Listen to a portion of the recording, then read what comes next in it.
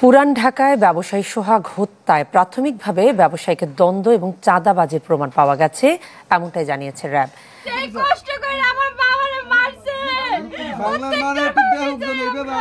যে তার বড় বোন তিনি বাদী হয়ে একটা মামলা করে, যে মামলাটা যখন লেখানোর পরে ওনারা ঠিকঠাক মতোই লেখার পরে 17, 18, 19 এই তিন নাম্বার আসামি ঠিক ছিল। প্রথম যে কপিটা ছিল ওটা ঠিকঠাক ছিল। দ্বিতীয়বার যেটা কপি করা হয়েছে, দ্বিতীয়বার যেটা রেডি করা হয়েছে, ওটা 3টা আসামির নাম কেটে দেওয়া হয়েছে। ওনারা মারতে চাইতেছে বহুত দিন ধরে। আমার হাজবেন্ড ব্যবসা করে, এটা কেউ সহ্য হইতেছে না। ওনারা চাইতেছে ওনারে জানি মাসে মাসে দুমটুম দেয়, 2 লাখ করে ওনারে জানি দেয়। 2 লাখ টাকা আমি কেন দিতে যাব সাদা? আমি অনেক কষ্ট করে আমি টাকা রুজি করি। যুবদল বিএনপি এই খুনের ঠিক মতো বিচার না করতে পারে, বাংলাদেশের তাদের রাজনীতি নিয়ে আমরা প্রশ্ন করব।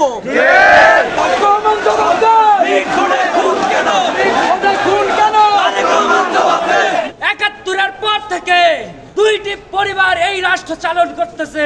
আমার বাবার যারা হত্যা করছে আমি তাদের বিচার চাই, তাদের ফাঁসি চাই।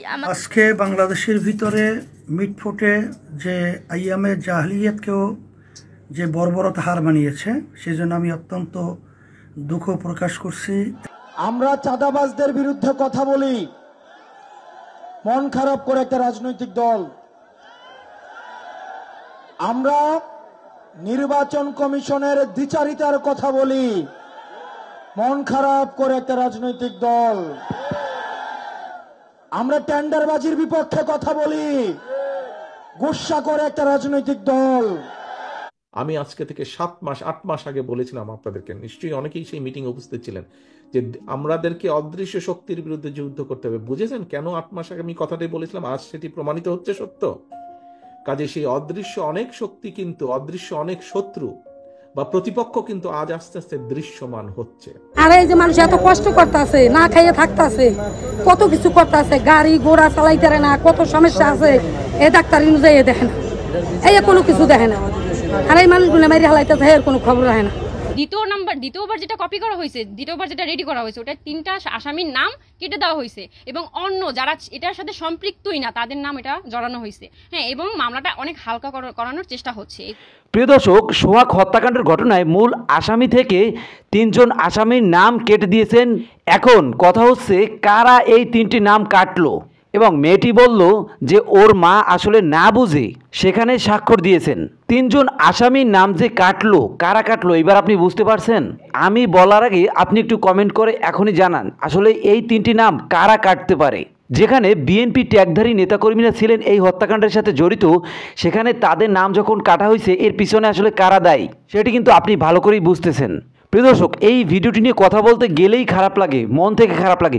ভিডিওটি আমি নিজে দেখে সহ্য করতে পারিনি। যারা এই সোহাগের ফ্যামিলির মানুষ তারা কিভাবে এই ভিডিওটি দেখে সহ্য করছে, নিজেদেরকে সামলাইছে। সোহাগকে পাথর দিয়ে এমনভাবে চাপা দিয়ে মারতেছিল, পাথর চাপা দিচ্ছিল পেটের উপর, বুকের উপর, মাথার। এই ভিডিও ফুটেজটি যে লোকটি দেখবে এবং তার ভিতর যদি মানুষত্ব থেকে থাকে তাহলে তার অবশ্যই খারাপ লাগবে, অবশ্যই কষ্ট লাগবে। সেই আসামিদেরকে যারা বাঁচানোর চেষ্টা করতেছে তাদের নাম কেটে ভালো মানুষদেরকে সেখানে ঢুকিয়ে দেওয়া হচ্ছে। আসলে তাদেরকে কি করা উচিত সেটি আপনি কমেন্ট বক্সে জানান। আপনি মন খুলে কমেন্ট করেন ভাই, প্রতিবাদ করার সময় এসে গেছে। প্রিয় দর্শক, ছাত্র জনতা আবারও রাস্তায় নেমে এসেছে, সোহাগ হত্যাকাণ্ডের বিচার চায়। প্রিয় দর্শক, আপনার কি মনে হয় সুষ্ঠু বিচার কি হবে বাংলাদেশে? সেটা কি হওয়া সম্ভব? এখনই কমেন্ট বক্সে জানাবেন। আমাদের এই চ্যানেলটি যদি সাবস্ক্রাইব না করেন এখনই একটি সাবস্ক্রাইব করেন সোহাগ হত্যাকাণ্ডের পরবর্তী আপডেট পেতে। সেই সব ভিডিও ফুটেজগুলি একসাথে দেখি। তানবীর, ঢাকার মিটফুট এলাকায় যে নির্মম নৃশংসভাবে যে হত্যাকাণ্ডটি ঘটেছে এবং সেই সোহাগের বাড়িতে আমি আছি, এবং এই গ্রামের বাড়িতেই গতকাল 10টায় জানাজা শেষে তার দাফন করা হয়েছে এবং তার পরিবারের লোকজন, তার স্ত্রী, 2 বাচ্চা এবং তার আত্মীয় স্বজন, বোন সবাই এখানে আছে। আমরা একটু তাদের প্রতিক্রিয়া একটু জানতে চাবো যে আসলে আপনারা যে ঘটনা ঘটলো, যে নৃশংস বা যেভাবে ঘটনা ঘটলো, আসলে এটার পিছনে আপনাদের কাছে কি কারণ মনে হচ্ছে? আপনারা এখন কি চাচ্ছেন? আসলে আপনাদের দাবিটা কি যদি একটু বলেন।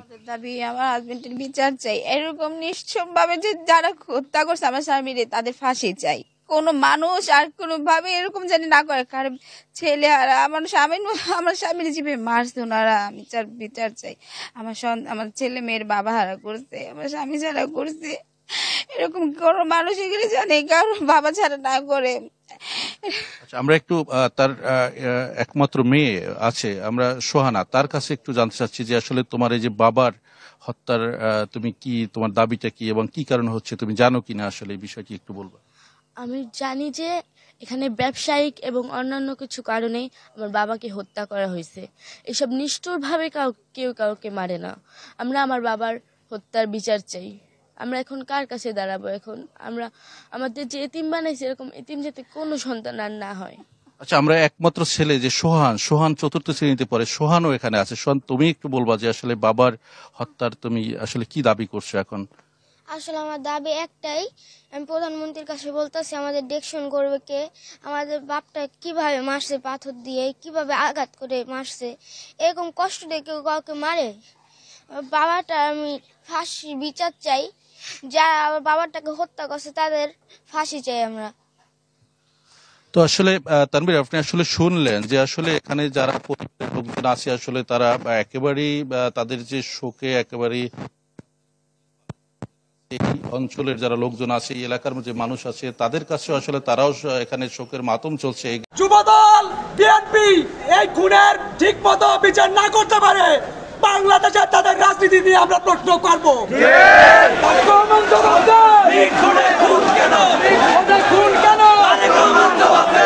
একাত্তরের পর থেকে 2টি পরিবার এই রাষ্ট্র চালন করতেছে। আমরা এই 2 রহমানি পরিবার থেকে বিস্তার চাই।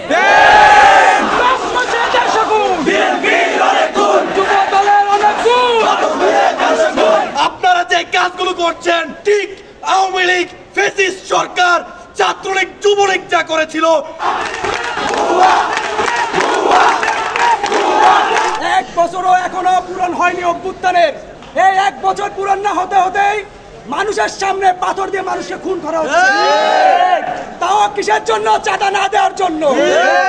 আমরা মনে করি যে দল এই খুনের সাথে জড়িত তারা কখনো জুলাইকে ধারণ করতে পারে না। যুবদল বিএনপি এই খুনের ঠিক মতো বিচার না করতে পারে, বাংলাদেশে তাদের রাজনীতি নিয়ে আমরা প্রশ্ন করব।